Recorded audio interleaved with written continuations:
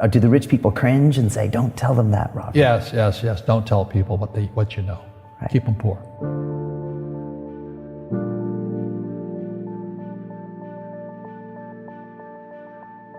The moment I pay you, you think like an employee. The moment you accept the paycheck, your brain goes dead. That's the trap. Entrepreneurs work for free. As long as you're hungry, you'll think.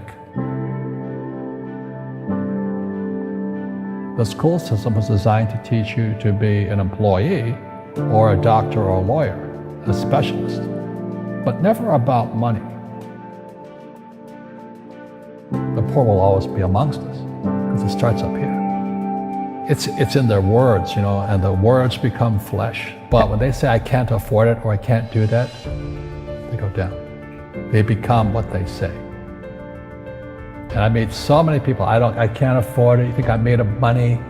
My PhD dad, he says, what do you think I am, made of money? I can't afford that. And my rich dad would say, that's why he's poor.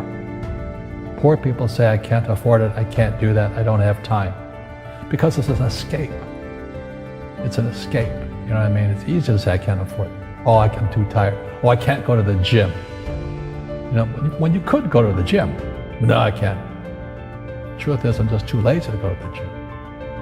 And your rich dad used to say what instead of, I can't afford it? How can I afford it? How can I do that? A question opens the mind, a statement closes the mind. So when you say, I can't afford it, your mind shuts down and you become what you say. People right now who are sitting at home, who are struggling financially or worried about money or unhappy, they may be making a lot of money, but unhappy with what they're doing. It was probably taught to you. Your superego was taught, get a job, work hard, or you'll never be rich, or the rich are evil, or whatever. Poverty is passed on. It's taught in your families. And middle class is taught in families. And until you change your mindset, Correct. Money won't help you, right? Correct. And we see that with people that win the lottery, people that make more money, they still have the same problem. Right. Because they have that poor man's soul. Right. If you're poor, you'll always be poor. That's really hard for people to understand. Yeah, the money will disappear that fast. Just like most pro athletes, they make millions of dollars, and 65% are bankrupt 5 years later. It's because they come from poor families.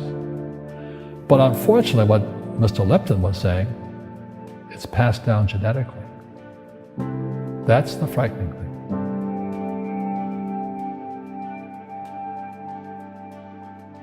If you don't want to learn it, I can't help you. I have bad luck too. I've had financial crashes. I've had people stab me in the back, but they're all good because I grow from it. And that's spirituality. People who are afraid of making mistakes, like they teach in school, they don't ever grow. Because spirituality is there's good and there's bad, there's right and there's wrong, there's up and there's down. Most people only want to be right, they only want to be positive. Well, you can't have that. That's not reality. And the average person, the reason they're poor is they haven't failed. They play it so safe. They haven't made any mistakes like they taught in school. That means they don't learn anything. That's why the school system's actually fundamentally corrupt. It's anti-education. But the average guy is standing there, oh, I'm an A student, I'm going to do this all on myself. And a bunch of rugby players run you over, and you go, well, they're not playing fair. Yeah, well, you're playing stupid. You should have a team. You should have accountants, attorneys, and bankers and all that stuff. But that's not the game I want to play. I said, then don't play the game. The game of business is played with accountants, attorneys, bankers, hate to say it, politicians. You got to know the game. People say, well, money is not that important to me. Then if money is not that important to you, money is not important to you. You know what I mean? I don't care about money. The money doesn't care about you.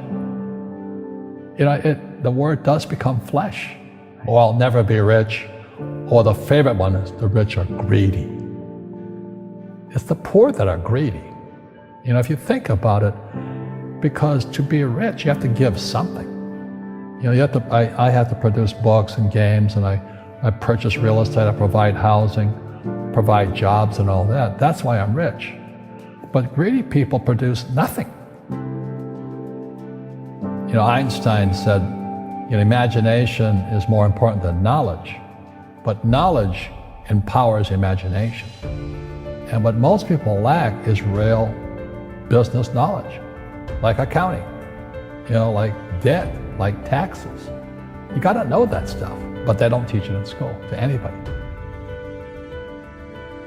You see, most teachers in school, they're out of ethics. They teach subjects they themselves don't practice.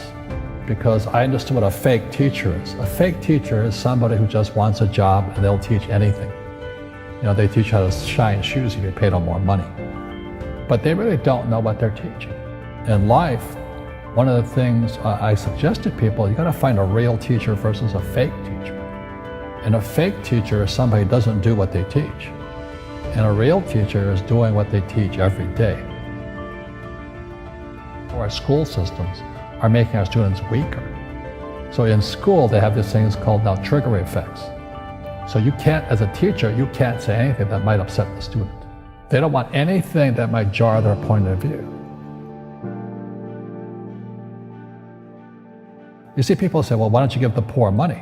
So the only problem with that is it just creates more poor people. Give a man a fish, he fishes for the day, or eats for the day. Yeah, you give a man a fish, you get a lot of people who want more fish, you know? But you teach them to fish. We become creatures of our own habits. And until we break the habit, we don't change. Our schools don't teach that. Our schools teach almost the exact opposite of that. And the average person, the reason they're poor is they haven't failed. You know, they play it so safe. They haven't made any mistakes like they taught in school. That means they don't learn anything. That's why the school system's actually fundamentally corrupt. It's anti-education. So what I say to young people is you find your game. So my game financially is business, number one. Second is real estate. And that's why I pay no taxes. That's why Trump pays no taxes.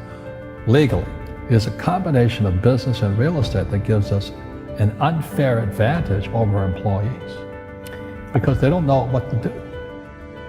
And a lot of people would rather sit in the stands than be in the game. One of the greatest ways to acquire great wealth is playing Monopoly in real life. 4 greenhouses, 1 red hotel. But is that all there is? That's it. Robert, if I could give you some kind of a magic phone and you could make a call to the 20-year-old Robert Kiyosaki and give that young man a bit of advice, what would you tell him? I would just say keep going. Just do what you have to do. Just, you know, live it to the fullest, which I did. Nothing I ever did made sense. Now, could you imagine quitting a $120,000 a year job for $200 a month to go fight in Vietnam and almost die? It didn't make sense, but it was the best decision I made at that time. And I think what most people do is they let their parents or their friends talk them out of life. So afraid of failing. But failing is how we succeed. You look at guys like Edison and all that. They failed like 1,014 times before he invented the light bulb. You know, our schools punish you for making mistakes. And that's why we have so many people who are so afraid of admitting they make mistakes or afraid of failing.